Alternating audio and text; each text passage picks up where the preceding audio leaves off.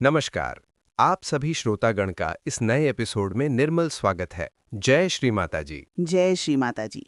आकाश, पिछले एपिसोड्स में हमने अपने अंदर स्थित सूक्ष्म शरीर, 3 नदियों और कुंडलिनी शक्ति के बारे में जाना।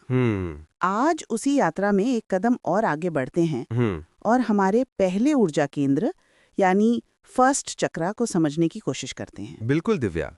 आज हम उस बुनियाद की बात करेंगे जिसके ऊपर हमारी पूरी आध्यात्मिक उन्नति की इमारत टिकी हुई है। सही बात है। हम बात करेंगे मूलाधार चक्र की, जिसका नाम है जहां से शुरू होती है आध्यात्मिक यात्रा। कितना गहरा नाम है और इसके शाब्दिक अर्थ में ही इसका पूरा सार छुपा है। बिल्कुल। संस्कृत में मूल का अर्थ है जड़ और आधार का अर्थ है सहारा या फाउंडेशन। तो ये वो चक्र है जो हमारे पूरे सूक्ष्म तंत्र का, हमारी कुंडलिनी का आधार है। सही कहा तुमने। इसकी स्थिति हमारे शरीर में रीढ़ की हड्डी के बिल्कुल आखिरी छोर पर, उस त्रिकोणाकार हड्डी जिसे सेक्रम बोन कहते हैं, उसके ठीक नीचे है। अच्छा। और फिजिकली ये हमारे पेल्विक प्लेक्सस को कंट्रोल करता है।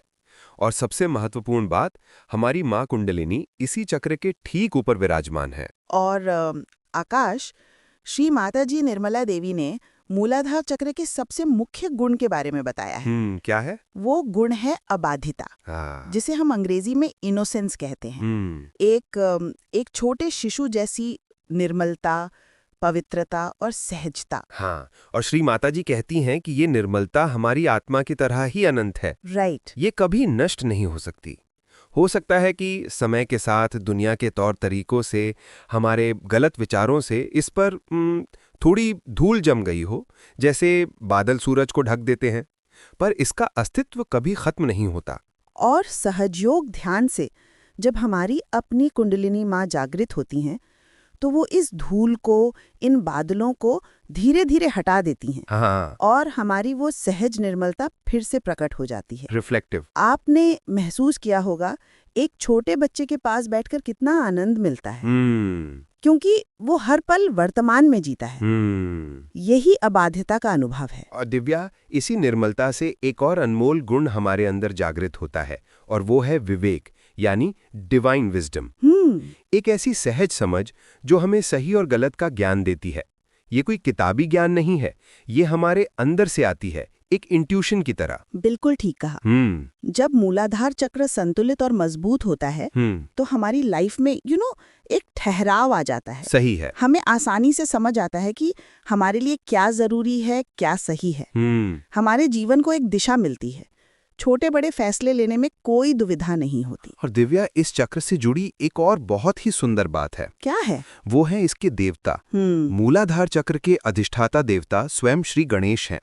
वो यहाँ एक बालक के स्वरूप में विराजमान है, जो कि निर्मलता, पवित्रता और विवेक के साक्षात प्रतीक हैं। हाँ, और श्री माता जी ने बताया है कि श्री गणेश ही हमारी कुंडलिनी माँ के सबसे बड़े रक्षक हैं। बिल्कुल। वो एक द्वारपाल या गेटकीपर की तरह हैं, जो माँ गौरी यानी कुंडलिनी की हमेशा रक्षा करते हैं। उनकी अनुमति और आशीर्वाद के बिना कुंडलिनी जागृत नहीं हो सकती। बिल्कुल। इसीलिए हमारे अंदर निर्मलता और पवित्रता का होना बहुत जरूरी है। और जब हमारे आधार में, हमारी नींव में स्वयं श्री गणेश विराजमान है, तो फिर डर कैसा? इसलिए इस चक्र का एक और गुण है निर्भयता, यानी पूर्ण रूप से फियरलेसनेस।